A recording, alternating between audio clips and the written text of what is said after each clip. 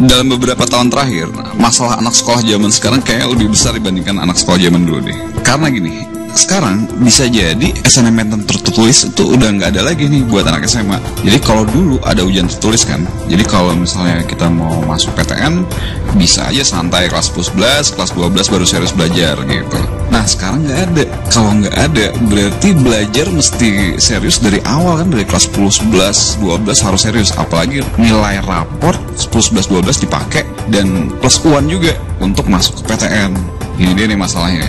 Apa kalau kayak gitu berarti oh ya udah kita serius terus belajar, nggak ada lagi waktu buat yang lain gitu kan? Untuk bisa sukses akademis ya mau nggak mau banyak nih yang harus dikorbanin. Apa mesti kayak gitu kan? Kayaknya nggak enak juga ya, karena gini juga kalau kita mau target sukses akademis, tapi terus kita jadi orang yang nyebelin, nggak punya temen, kurang organizational experience atau apa, waduh kayaknya bukan cara yang oke gitu untuk ngabisin ya waktu SMA gitu kan?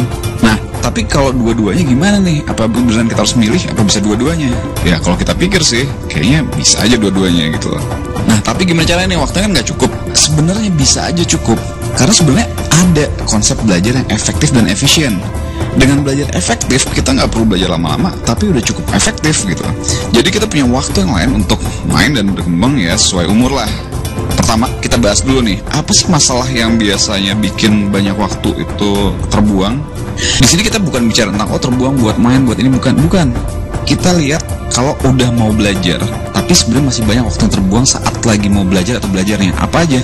Pertama, waktu kebuang karena stres mikirin, mau belajar pusing apa segala macam, ulangan gini-gini, malah belajarnya enggak, pusingnya doang ya kan, satu tuh. Kedua, waktu terbuang untuk nyiapin mood. Waduh, mikir nyari-nyari bahan, ngumpulin mood dulu, terus fotokopian, pindahin catatan dulu. Yang kurang kurang penting, maunya persiapan tapi sebenarnya nggak terlalu penting nih untuk dilakuin gitu.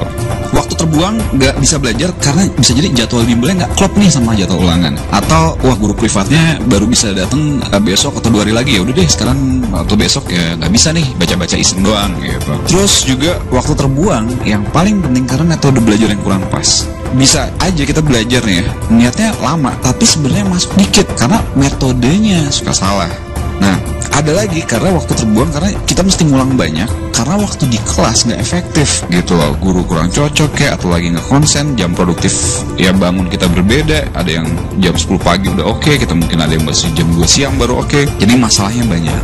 Ada lagi nih ya satu hal yang penting, banyak yang kita lihat niat belajar untuk nilai doang. Nah masalahnya belajar untuk nilai doang ini sebenarnya kurang pas gitu. Jadi kalau belajar kita niatnya untuk cerdas beneran, walaupun awalnya lama untuk jadi bener-bener jago, tapi makin lama justru belajar kita tuh jadi makin cepat.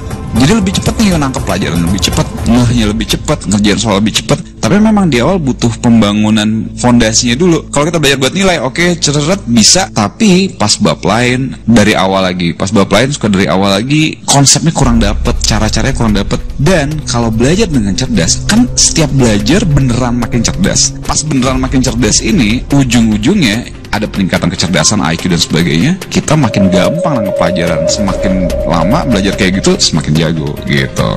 Nah, jadi dari masalah-masalah ini, coba bisa dibayangin ya, kalau misalnya nih ya, kalau kita punya ada guru yang bisa privat 24 jam, available terus gitu, kapan juga bisa, terus bisa belajar diterangin sampai jelas ya, bener-bener logikanya nyampe, bener-bener bikin ngerti banget, ada momen gitu. Terus belajar dengan ya resource-nya lengkap nih ya, siap resource ulangan, ujian itu udah lengkap, ada soal-soalnya, ada pembahasannya, jadi kalau nggak ngerti kenapa begini bisa gitu kan, ada yang bisa ditanya, dan kapan kita mood belajar bisa, nggak peduli apa itu jam 2 pagi kayak jam 12 malam kayak, dan bisa juga saling sharing dan sebagainya.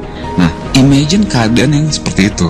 Nah gini ceritanya nih, kita di Zenius kan semua juga pernah jadi murid kan ya, pernah jadi belajar.